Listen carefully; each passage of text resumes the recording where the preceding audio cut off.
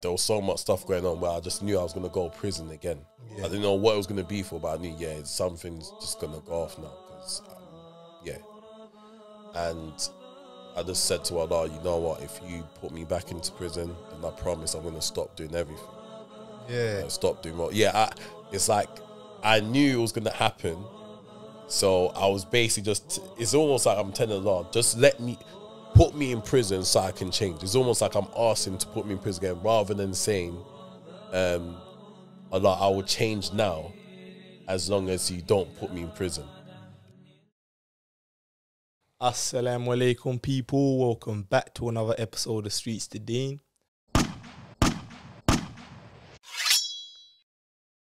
Don't forget to leave a comment down below, like, share, subscribe, all of that.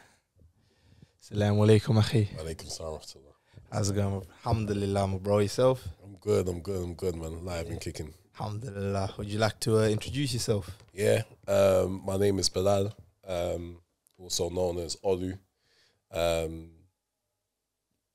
years old, still healthy, still breathing. Alhamdulillah. And what's your ethnicity?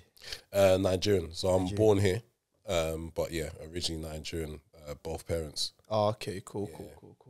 And you say you was born here. What area of? Grown up, Kenneton. So estate called Brandon Estate.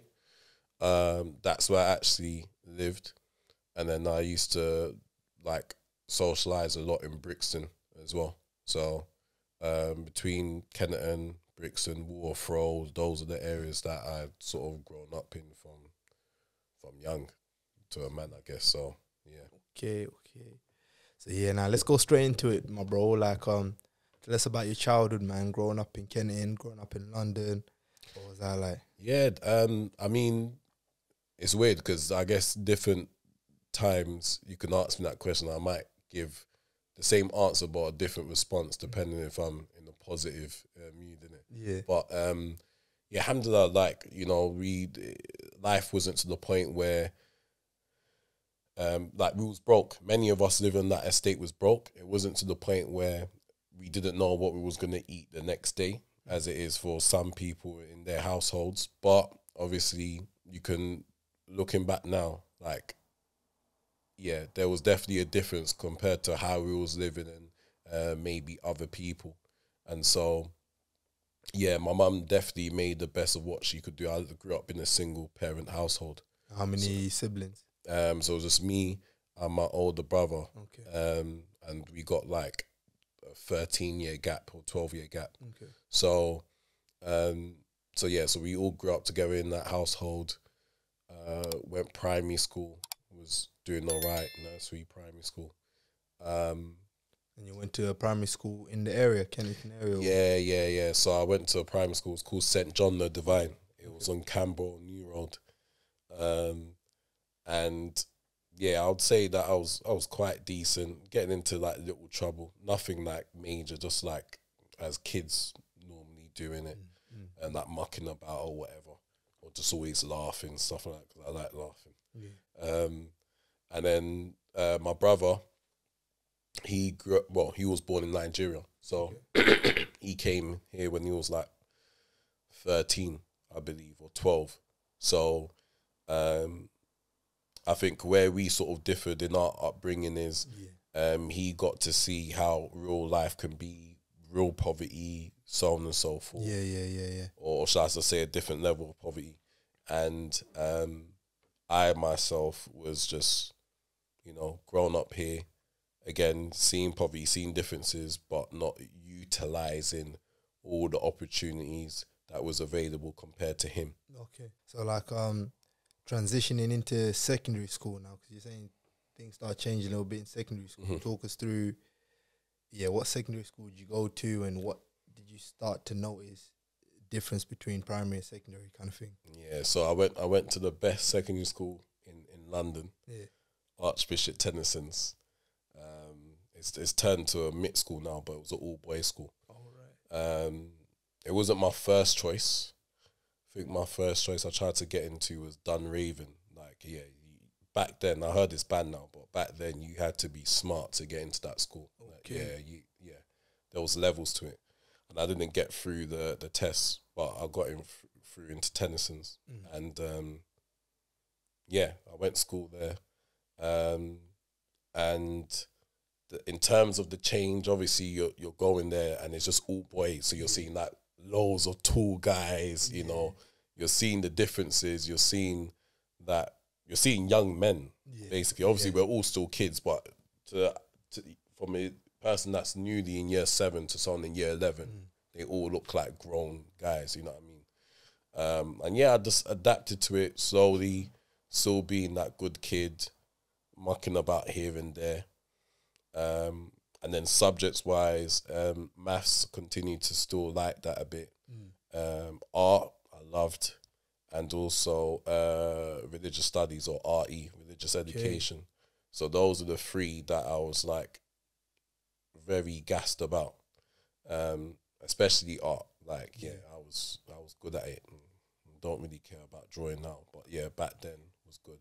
So, and I didn't ask you earlier, but so you see, with growing up with your mom, single parent family, like, did you guys used to go to church and that, or it wasn't really religious in the household? Yeah, so we so my mum was Muslim.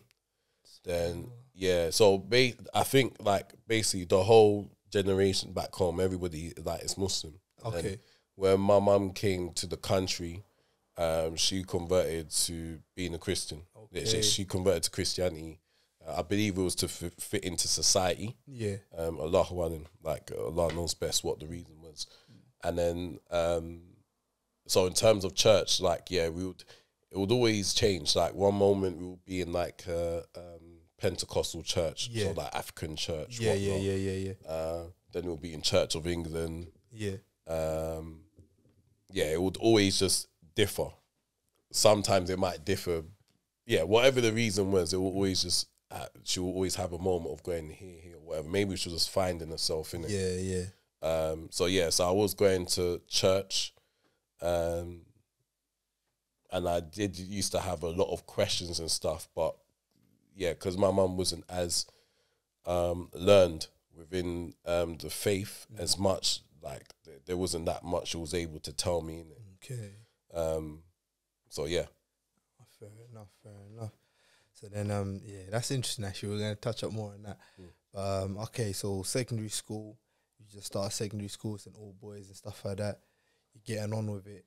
Outside of school, you had the same group of friends as in school, or what was going on? So from primary school, I think there was only, in terms of those that followed me to that school, that went to the same school as me from primary school, I think there was only just one in my year. Yeah, it was just one. Yeah. So so a lot of my friends from primary school, I would see here and there, still keep in contact with, but naturally you get new friends. I think for those that I did keep in contact with till today, those are the ones that like grew up on my actual estate. Okay. So it's different because regardless of what school you're going to, you'll see man every day, innit?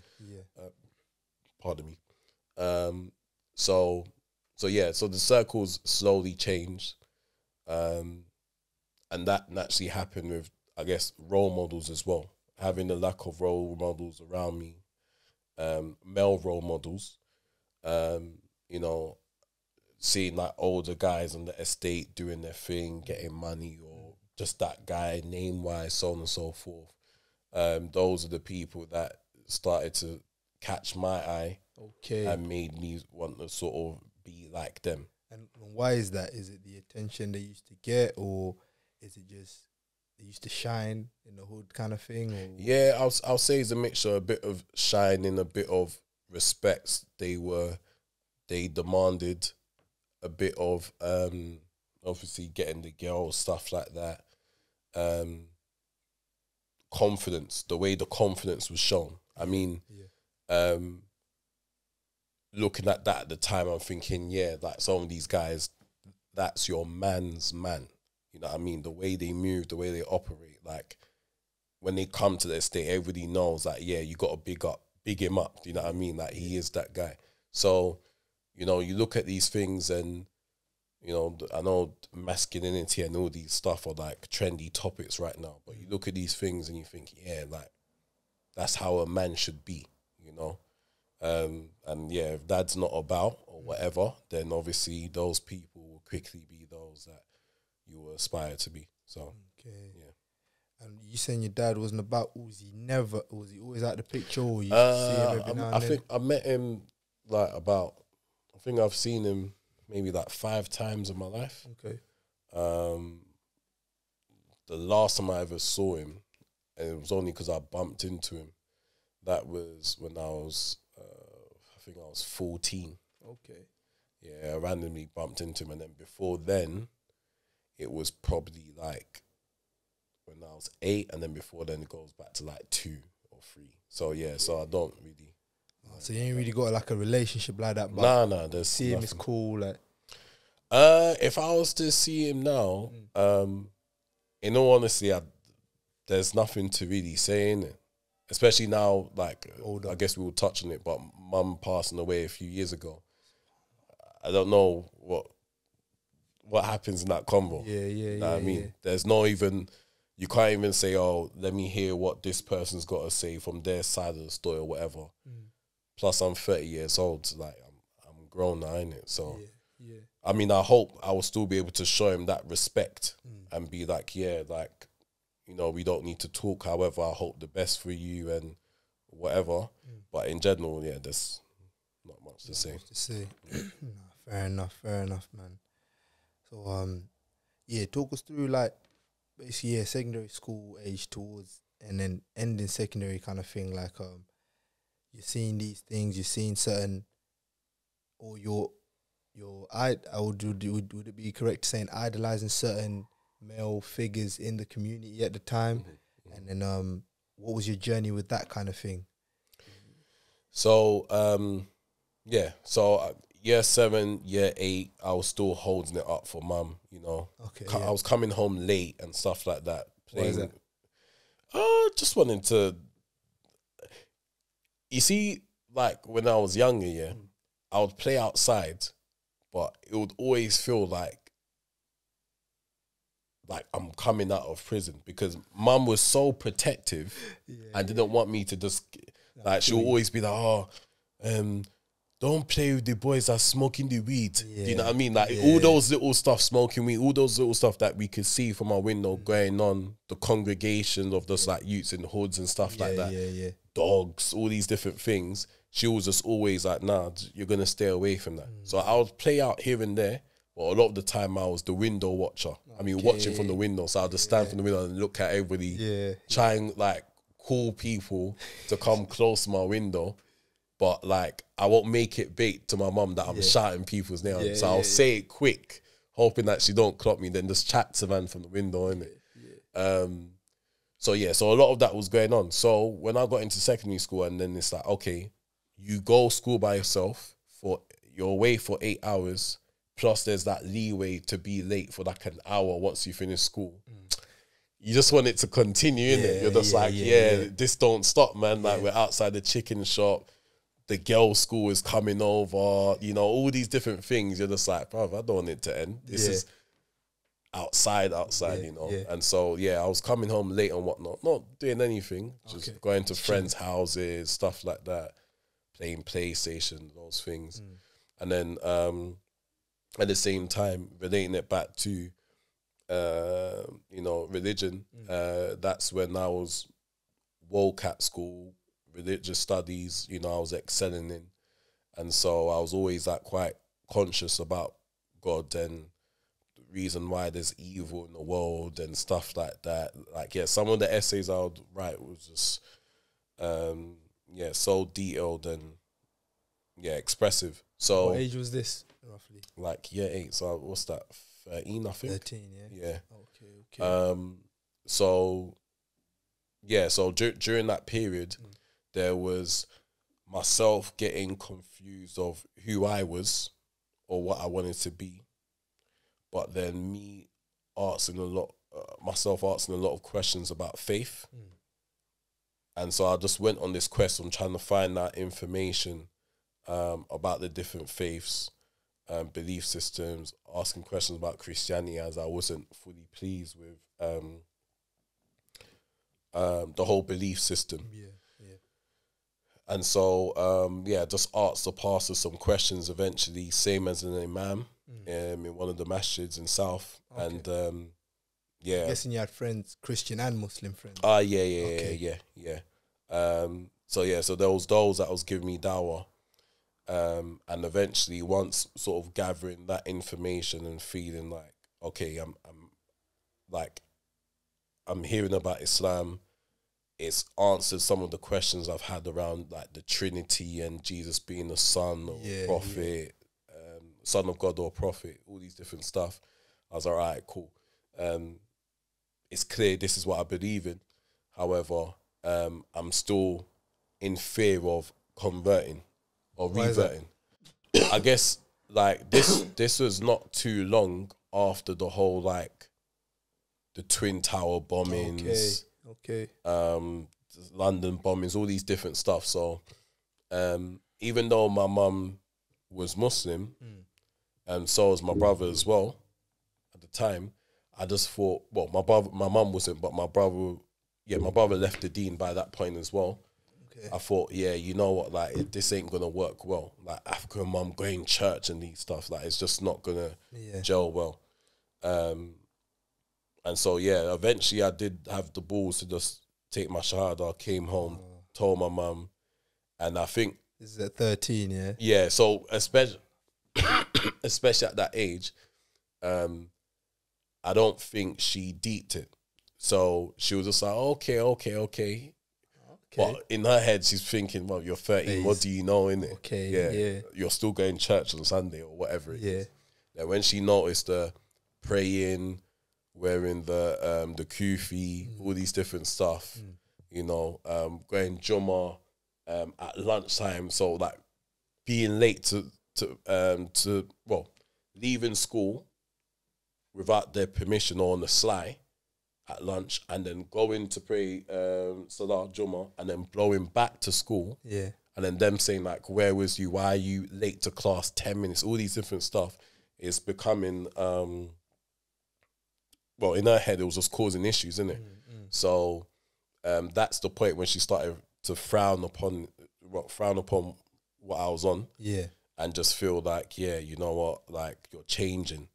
And she felt like that because also during that time is when I started to like be on the streets, getting involved in. So yeah, let's talk about that then. So subhanAllah, converting at 13. Taking your shahada at 13, that's a big step at that age. But you're saying you were fully conscious of what you were doing, right? So I'm guessing even after taking your shahada, it doesn't mean everything was smooth sailing from there. You know, like there were still certain influences. There was still, certain situations. So how was you able to balance that? And actually, talk about how you got involved in that, but how you was trying to balance it or fight it. I think. One of the beauties about Islam is that, unless if you're someone that just hates on the Deen, fair enough. But in general, there's a lot of people that are not even Muslim that just loves the Deen. Yeah. Like, loves the way that a man can be distracted by so much things in life, but still be like, I need to pray now 5 times a day. I mean, to us as Muslim, we're like, if you're praying for like 5 minutes, 5 times, that's 25 minutes out of 24 hours. That's light work. Like, that's not an issue. But to some people, it's like, whoa, you're trying to do that every day, man. Or you're fasting as well, so on and so forth. Now, in Brixton, like, praying and all these different stuff was socially acceptable. It was weird to those that wasn't aware of it. Yeah. But in general, it was like, okay, like he's trying to go on his faith. That's good, so on and so forth. So as I was getting these distractions, it was an issue, but I was still trying to, just balance the two, but thinking in my head that I can pray, well, basically praying, but so trying to hold on to that, but at the same time, doing road and just thinking that, I'll figure it out some way, basically. So for me, what just happened now was it's becoming an issue at school. Yeah. Coming late to school, bunking, selling stuff at school. Yeah. my friends at the time, you know, they were on badness as well. Okay. And so for my mum, she's thinking, all right, the same time you've come to the Deen and you're praying is also when you're getting caught with weed. Like, there's just so much going on that it's like it has to be because of the Deen that why issues happen in the house. That's the only reason. And obviously, when I look back now, I wouldn't agree with her, of course, because I know that wasn't the case. But if someone is ignorant, I could see why they'll say 1 + 1, equals 2 in that sort of scenario. Yeah. So that's what it was. So there was issues. But you see, from what you said, going back to when you said your mum used to be Muslim and then she converted to Christianity, did she know, you're saying she wasn't too read into Christianity, but Islam, did she know what it really was about and stuff like that prior to that? You know what? I would say she was, because she was brought and raised into it. Yeah. It was just more that she was just following her mum and dad's footsteps in it. Okay. You know, and that was it, point blank. So when it was more of a culture thing rather than, you know what I'm trying to say. Enough. So so for her, when she saw me doing this, like praying and doing all these stuff, she was just like, and then getting into trouble, she was just like, like, what the hell is going on? But obviously, at the same time, I was still lost with society in terms of what I want to do with myself, where I stand, what is a man, you know. And where was your brother at this point? Because normally, as a young brother, your first point of contact as a role model is your older brother. But so my older brother, he never understood why I was getting into trouble. So even if it was like, because let me think of something. Because you went to the toilet and you was there for extra 10 minutes just mucking about in the toilet as a primary school kid or whatever. He was thinking, why are you like not taking these opportunities seriously? Okay. Because this is the man that never got into trouble. Yeah. So like always just like, you know, head down and not talk to too much people. And like the guys, I don't even think he's ever lied in his life. So this is how much he was just, you know, as they say, a square guy he was, as they say. So yeah, for him, he couldn't understand it, man. He was always getting on to me, just like, why are you doing this? Why are you doing that? And then the relationship between the both of us started to just become distant because for him, it was just like, you're just annoying. You're making mum upset. You're making her cry. All these different things. You are an issue, you know.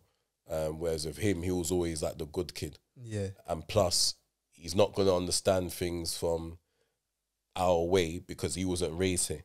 So it's just two different perspectives in life. That doesn't mean my choices I made was right. It just means that he may find it hard on how to talk to me and how to deal with me in order for me to stop doing what I'm doing, or have a lack of patience for it. So yeah. I hear you, man. So it's interesting actually, because you spoke about how you came to Islam and what led you to Islam, but like you're saying, at the same time, that's when you was getting deeper in the street life. Let's touch up on why you started getting deeper in the street life. Obviously, you said the role models and all that type of stuff. You started selling things in school, but was that to make money or was that just to look cool? What was it for? Like, you know what? It was a mixture of stuff. Making money, yes. Yeah. But you know, like just that whole being in the family and whatnot, the feeling of that the brotherhood back then was nice. It was fun, you know? It was, remember, this is a guy that's always looking out of the window, playing out here and there, going to school, going to classes, doing the classes, but not feeling like there's any need to do this. Not caring about Jesus. He's just going with the flow and having a lack of hope. So, you know, depending on your outlook, when you're trying to achieve something, you don't know what it is. You're not good at football. You're not good at these things that other kids quickly get into and think, yeah, this is going to be me forever. So you don't know where you stand. So you can look at someone that's doing road, that in that kid's head who's 14, they can easily reach, I don't know, level 20 in road by the age of 16. And they're your man's man now. They may not be rich. They may even be done out here, like broke. Yeah. But they're someone in society. Well, in that underworld anyway. But for yourself, if you're not this footballer, if you don't know where you stand, then you're just thinking that, bruv, like, who am I? Like, what am I doing? Like, I don't get it. Plus, I need to make some money as well. So I would say down to sort of the lack of knowing who I was, finances, and also just wanting to have fun, you know, or what seemed like fun back then.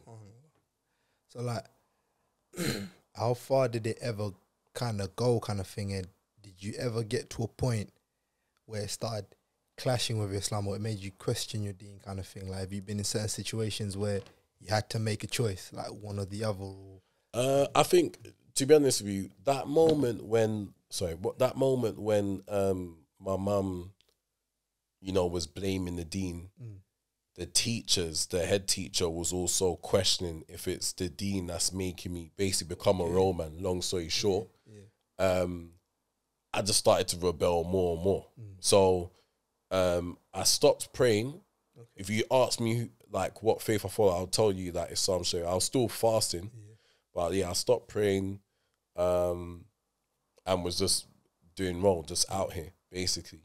From what age till what age? So let's just say like mid-year 9 is when, you know, just the tables turned. Yeah, that was it. It was just like, all right, cool, here we go now. So, yeah, and then eventually, you know, getting involved in like beef, having issues with other gangs, because we was in gang stuff, gang lifestyle as well in like Brixton. Yeah, the drug dealing, all these things just led to me going to prison before my GCSEs. So in year 11, like in year 11, got nicked for, as they call it now, county lines in Norwich. And then, served like a year in prison. And that's when I got deeper. So, would you say you learned anything in prison, or what was your experience like first time going to jail? The first time, it was more like a networking place. You see how I'm going with this? Because when I got arrested and when I was in prison, I wasn't regretting what I'd done. So I wasn't sorry for what I got arrested for. I was sorry for getting arrested. Okay. See the different mindset now. So now when I'm in there and I'm angry against the world, like, oh, why am I getting arrested? All the man them's on roll. I'm one of the few that's in jail. Plus, I used to think, bruv, I'm Nigerian. Like, I'm like the respect we have. I'm never going to prison. Like, that's not going to be man's story. I don't come from a broken home to the extent of where it's like my dad's a trapper or he was a robber. So, you know, when people got that whole family set where you can look at it, do the maths and be like, this, unfortunately, the statistic says this is what you're going to be. That I didn't feel like that was the case for me in terms of going to that extreme. So not in an argument about what you almost felt like you was above that kind of thing. You was above. Those are the days we will bust jokes about like I'll be like, oh, I'm Nigerian, man. You lot are, for example, Jamaican. Like, I'm never going to jail. Like, you lot are gonna go first. You lot bun weed. I don't bun weed. Obviously, we was all trapping and stuff, but I always felt there's levels to what I was doing. You know, sort of thinking that, the law will understand that. You know, the law will understand that. He's not the worst out of the bunch. He's all right. You know, but unfortunately, the law was able to show me this one. We're about equality. Yeah. You know, so you're gonna go in prison the same as the guy that is Asian, Arab, whatever. He's still committing the same offenses. So yeah, so I went in with just being angry about the world and why I'm in there, and in terms of learning, not really. It was just, I mean, I used to go into education, do courses and things like that to pass time, because I would always think that I don't want to be somewhere and not utilize the time that I have. So I'd always do courses, not willing to use it for anything in the future, just because. And then when I came out, is being out for like 3 months, you know, excited, you know, I'm coming at the age of 17. So this is, what's that, first year college or second year college, whatever it is. So you never done GCSEs? No. Okay. Yeah. Okay. So skip that, come out, and, you know, your little role man that's gone to jail. And yeah, would you say in the street life that kind of earned you stripes? That's what I was about to say. Okay, yeah, so you get your little stripes. You get the ratings from the girls, like, on my days, you know, he's been jailed, all that different stuff. Yeah. Good girl loves bad boy, that similar thing. So this is just putting fuel into fire now. You know, you're seeing certain men and you know they know what you're on. So the respect is there as well. And so, yeah, if anything, just got me more gassed and more pumped, all that gel energy, just willing to, you're out now, so you just want to do everything. You just got energy for everything as well. And eventually I went back in for like a violent offence that took place. And yeah, I done, like, went to court, pleaded guilty to a lesser charge. And they noticed with the thing that happened that like I was actually trying to stop it eventually from it getting out of control to the person dying or whatever. Yeah. So yeah, I ended up doing another 2 years in prison. That time was And how old were you this time when you got your second? 17. 17. So I came out for 3 months, went back in. Yeah. So again, went in not ashamed of the offence, just more angry that I got caught again. So, you know, networking skills enhanced. You know, being around similar people, wanting to do things when you come out of prison, commit more crime, whatever. Gang issues still going on inside there. Was still fasting again, going to Jummah. But you see what you're saying about how, because they call it the rotating door, do you know what I'm saying? Once you go into jail, you keep coming more time, you have a higher chance of reoffending. From your personal opinion, would it be because, like, the first time you went in, maybe it wasn't as bad as you thought it was going to be, or you felt comfortable in there, so whether you're in jail or out of jail, it didn't make a difference? Or what made it so easy to go back in, basically? Because, again, like I said, like, I never looked at what I'd done and took on, you know, understood the actions, how my actions caused reactions. I was angry that I got caught. So in my head, what I'd done wasn't, okay, maybe it's wrong, but it's justifiable to me at that point. And I want to continue doing all that road stuff. So someone with that mindset, you're due to come in. You're just moving like a headless chicken, just running around. So yeah, so that definitely, you know, cost me to sort of come back into prison. Yeah. I guess also not really feeling like you got that much to lose as well. Because yeah, the first time I went in,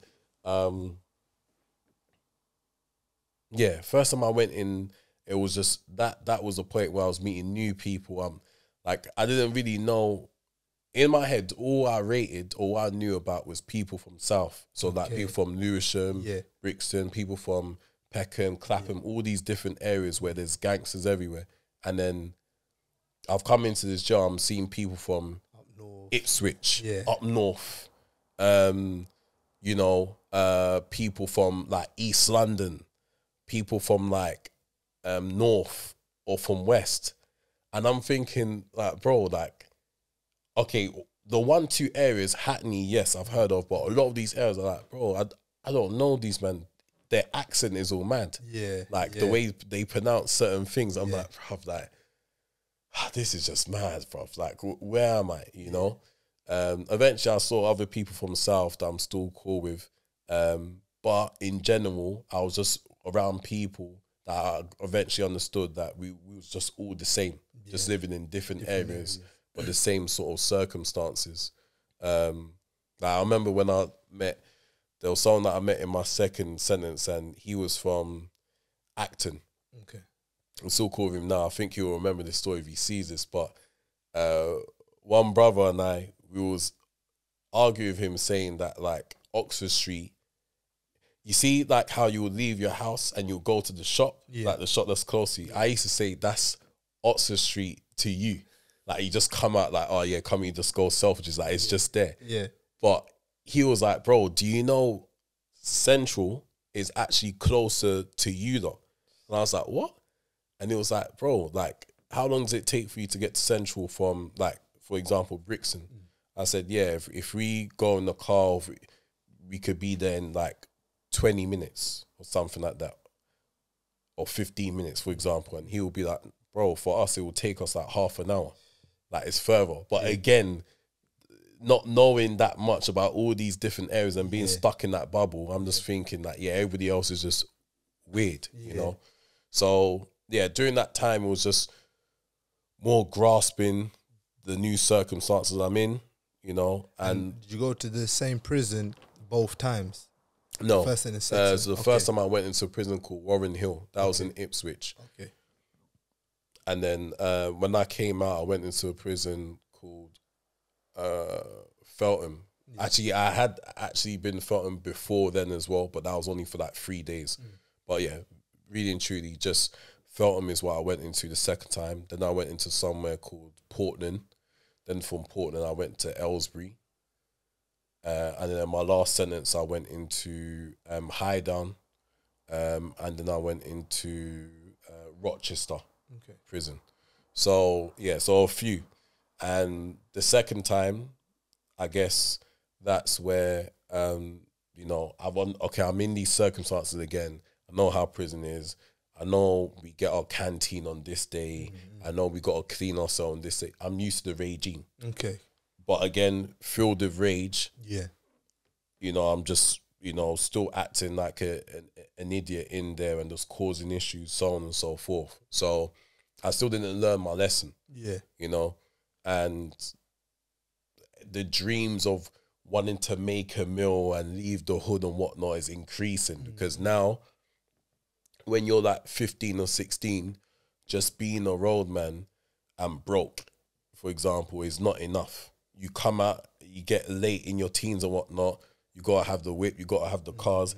These same girls are not impressed by just you doing road. You know what I mean? Money needs to be there as well on the side. So, so, you know, those stuff was still going on. And when I came out from that sentence of doing like 2 years, that's where I met someone, an older brother that's my friend till today, but he's like 10 years older than me. So he was someone who'd come from that walk of life as well. Yeah. But also explained to me that, look, you know, it's only going to end this way or that way. And he was Muslim, and he was just like, look, you know, no matter what you do, just pray. Yeah. In hopes that if I pray, that eventually, you know, I'll start to think more before I do certain actions, and then, you know, slowly but surely my iman sort of increases. Yeah. And that was kind of happening. So as I was committing offences, before doing so, I would always think before I would do it. Because now I'm praying, I'm just like, this feels a bit mad to do. Yeah, like, yeah, this is oppressing someone now. Like, this is just mocking it. And that would happen more and more. And then eventually, like, there was so much stuff going on where I just knew I was going to go to prison again. Yeah. I didn't know what it was going to be for, but I knew, something's just going to go off now because, And I just said to Allah, you know what? If you put me back into prison, then I promise I'm gonna stop doing everything.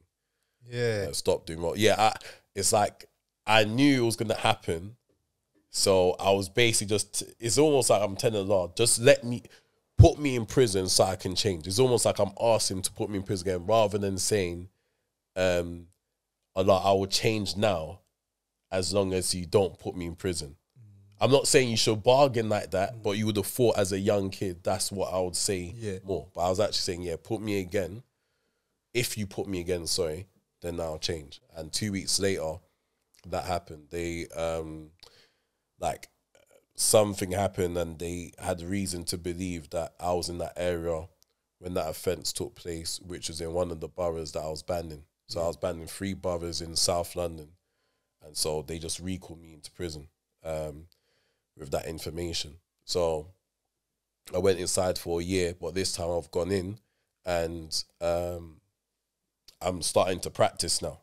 So my outlook is different. So now I'm actually sorry for the things that I've done. That's the difference now. Okay. So now I'm using that spot as a place to train myself to be, you know, a normal guy. So getting the qualifications that I need in order to work when I come out, understanding the Deen more, you know, increasing in knowledge, iman, having good contacts with brothers that also want to be on the same journey. Yeah. Building a relationship with the imams in there so they can constantly just, you know, keep me in high hopes of when I come out, how things are going to change and so on and so forth. And in terms of the bad company, I mean, I still talk to a lot of people that are active on the roads, but just understanding that that's not me no more. You know, alhamdulillah, I've always been someone that I can think for myself. So I don't need to be with someone and feel like, oh yeah, because they do this, I'm going to do this as well. I'm my own guy. I don't think like that. So I did like just keep a lot of things quite minimal in terms of relationships with some people. But in general, I just said to myself, this is going to be the moment that I use this as a training ground to prepare for the real world again.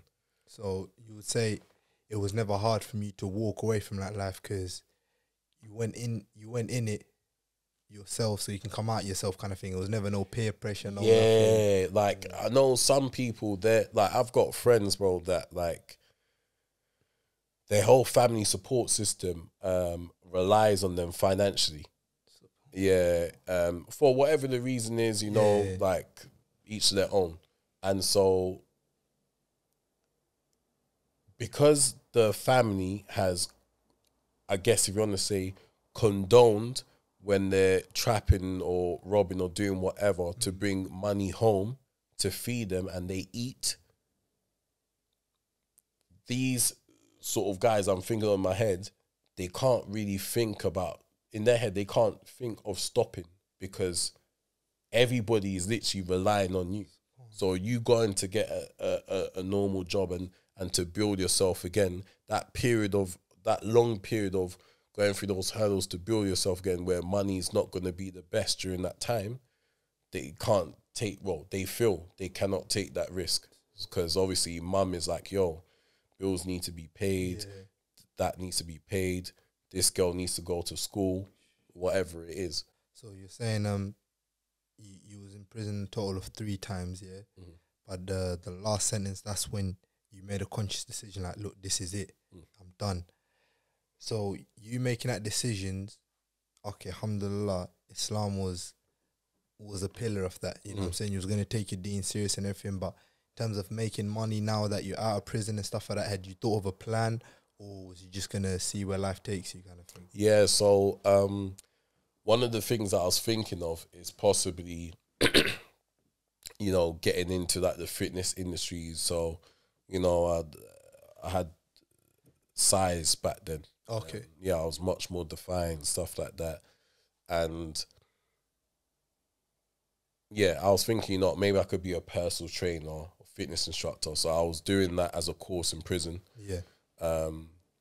and then I stayed in prison till I can complete it. So there was, I think the last 2 weeks, the last 2 weeks of the course, they'd said I can go home, and then I was just like, nah, I want to stay till I finish this course, so that way I've got a qualification when I come out, go into straight work.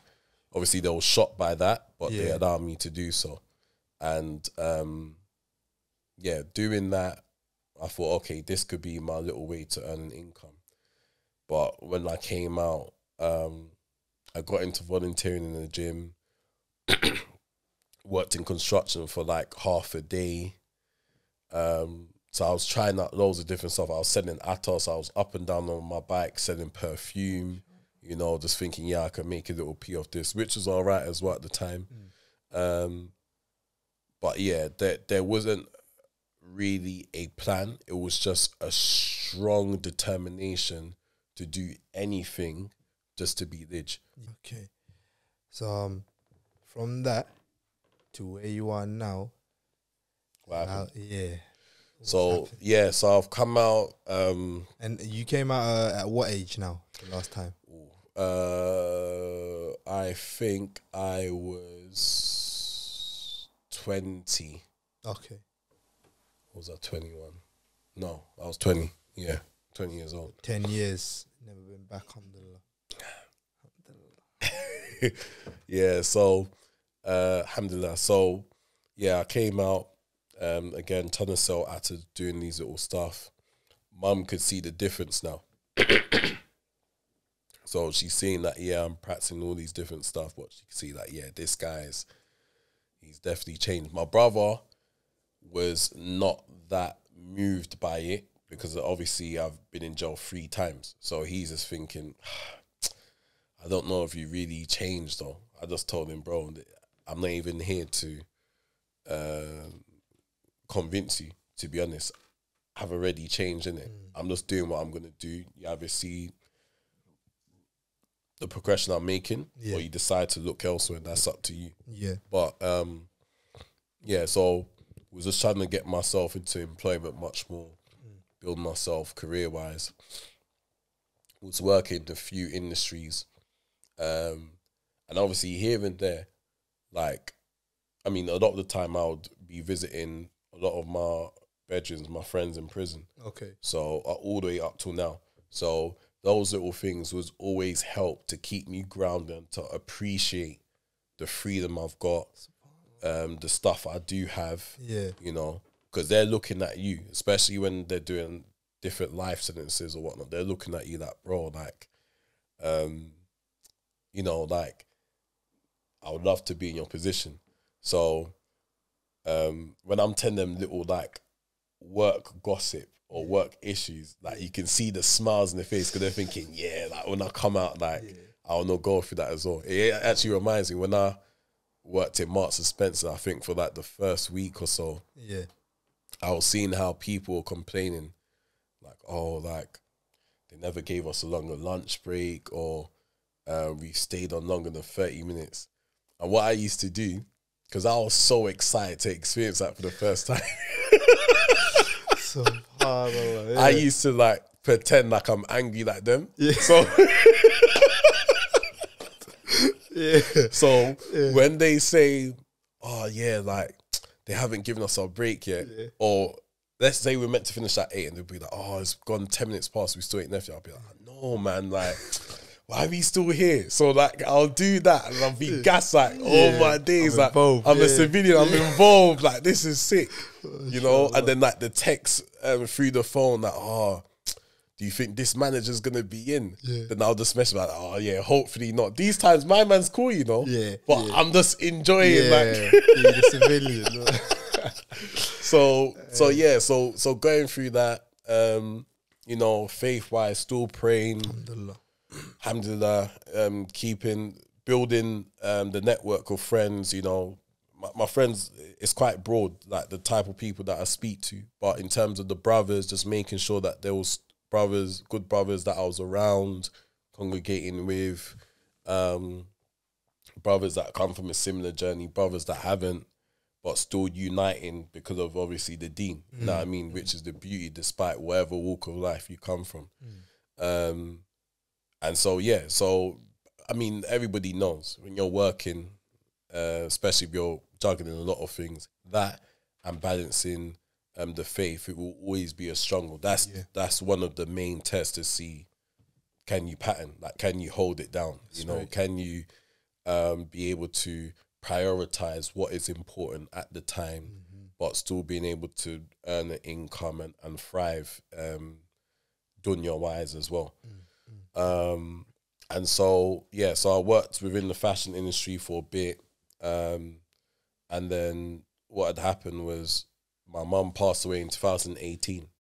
So when that happened now, that's when I thought, okay, you know what? So I was sitting with someone in the hospital. It was my brother, my friend, and another woman that I call my second mum. Okay.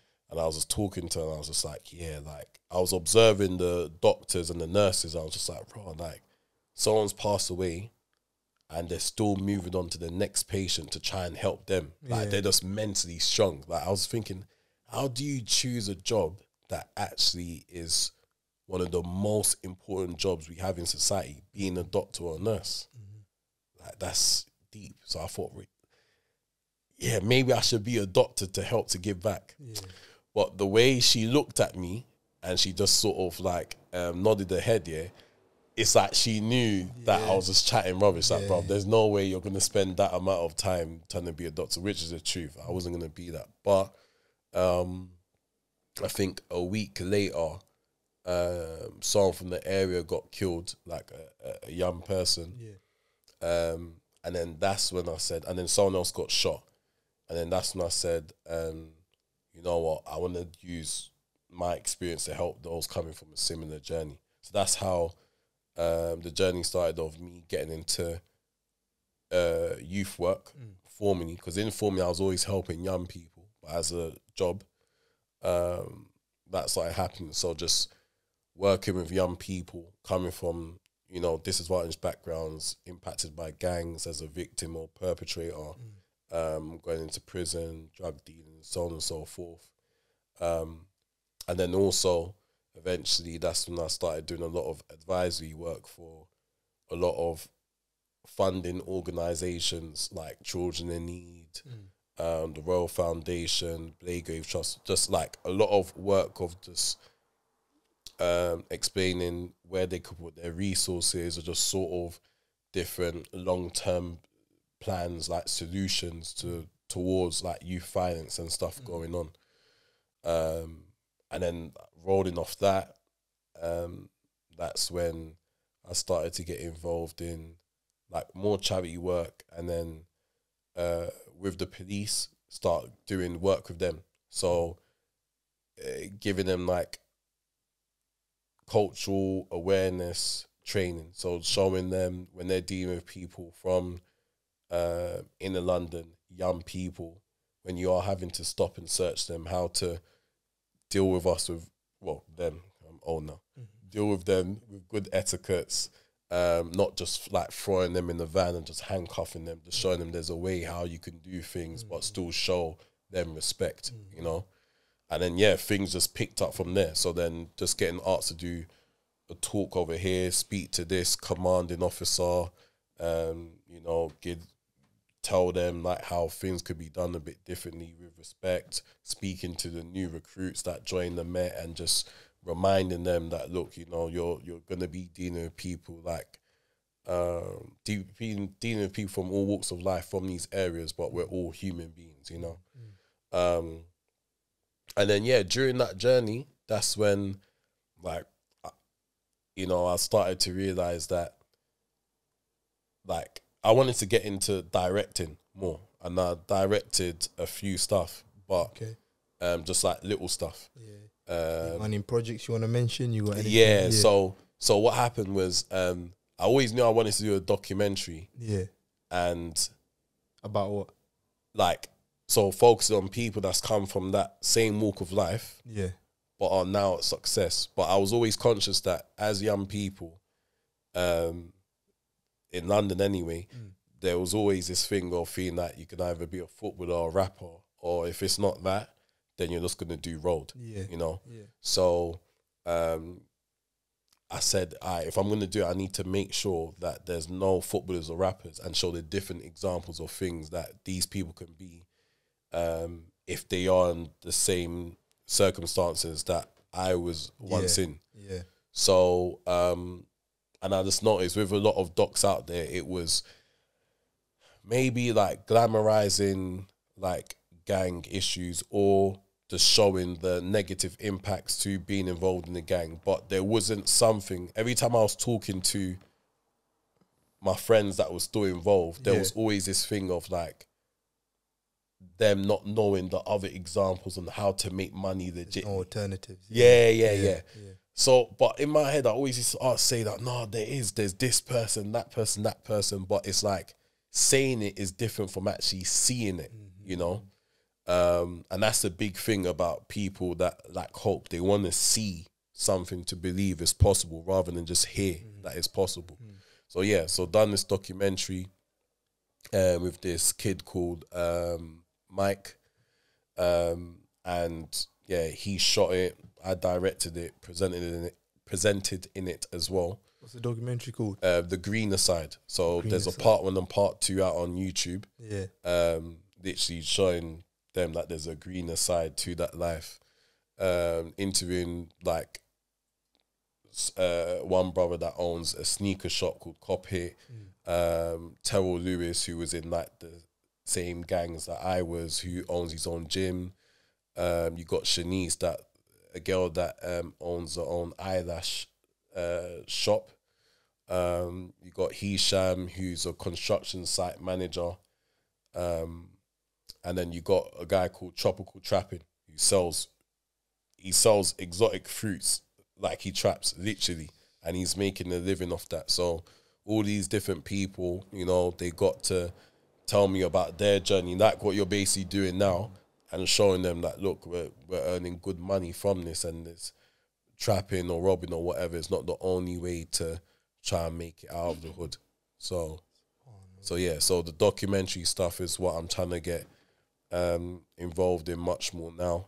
And then, like, my character in general is just always about like helping people, man. So that's just what I'm about, being a creative but also helping people constantly. Mashallah, man. Allah make it easy for you, my bro, man. I mean, you're on the straight path, like, likewise. man. You're trying to, you know what I'm saying, do everything right, man. So inshallah, bruv. I feel like when you do something sincerely for the sake of Allah, Allah will open doors for you. You know what I'm trying to say, when you're trying to do good, like actually trying to do good, not just talk about it, but put actions to words, kind of thing. Yes. SubhanAllah, like doors will open, my bro, man. So inshallah. So it's good to see a brother, you know what I mean, trying to better themselves, better their lives in a positive way, man. Yeah. SubhanAllah. Yeah. So I appreciate that, honestly, man. My bro. But we're coming towards the end of it, my bro. So I normally ask 2 questions, innit? So the first question is, what advice would you give to any non-Muslims who might not know about Islam or might not know about the Deen, but they could maybe look into it, or like a point of reference, a point to start? I would say when you're looking to Islam, there's a hadith. I don't want to try and quote it word from word because I know I'm just going to fail at it badly with my memory. But I know there was a Sahaba that was trying to give another person dawah. And then, but I believe what the person was doing was explaining all the stuff that you can't do once you're Muslim, you know, what's not permissible. And the Prophet Muhammad sallallahu alaihi wasallam explained to him that, look, when you're, again, it's not word for word, but when you are, why are you breaking down to him all the stuff that's not permissible? Like, you're meant to just, you know, invite them to the Deen if they take Shahada, and then obviously they will hear for themselves, and it's a baby step process. You know, you can't just expect a man to just stop everything the same day. If they do, mashallah, that's beautiful. But obviously, we know if we look at society now, those that try to do that straight away always, majority of the time, come off quick straight away as well. So my advice to them would just literally be, don't Don't focus too much on, you know, the stuff that it's not the same as the lifestyle you currently in. Just focus on what is the truth. If you look at the Deen and for you, you know, you believe it, you're saying this actually makes sense, then like it wouldn't make sense for you to say, I'm not going to be Muslim because I won't be able to smoke weed anymore, for example. The focus is coming towards what you believe is the truth and leaving that afterwards. If you decide to come to the Deen and you decide to still do what is not permissible, to be honest with you, you're better off being in that position than being someone who is still saying, I'm a disbeliever just because of that lifestyle issue. So you're better off being in that position and then hoping that with, you know, your iman increases, and these are the things that you're actually happy that you start to detest them, you know, feasibly there. So for the sake of Allah. And the last question would be like, what advice would you give to any Muslims, like born Muslims or reverts, that might be struggling with their deen or struggling to uphold their Islamic identity in the society? It's something that we all go through this, man. I think it's definitely about, as you're going through these struggles, that danger zone area, you know, that area where you're treading on thin ice.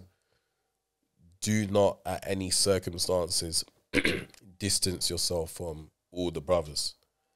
Even if it's the ones that are a bit more lenient, and when you are doing whatever you're doing, they tend to not say anything.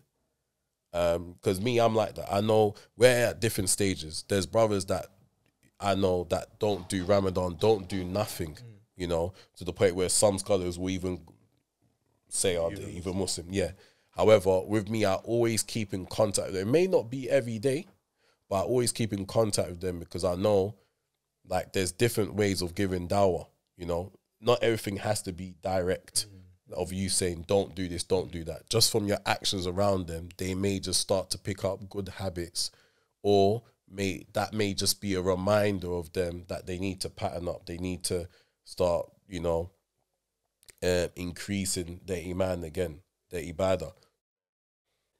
Nah, definitely some food for thought there, my bro. But Jazakallah, brother Bilal, for coming on. Any final words you want to say to the people before we wrap this up? I guess final words I would say is just check out The Greener Side, the documentary. If you get the chance, please subscribe to it as well. Any questions people ask, any advice they want or whatever, I may not be the guy to give you that advice. Maybe I can, but if not, I could definitely point you to the right direction for those that can help you. Yeah, and don't lose the main advice is try to not lose that connection with Allah, because if you do that, then you just become desensitized to everything, and then done that. It's finished. Brother, assalamu alaikum, my bro.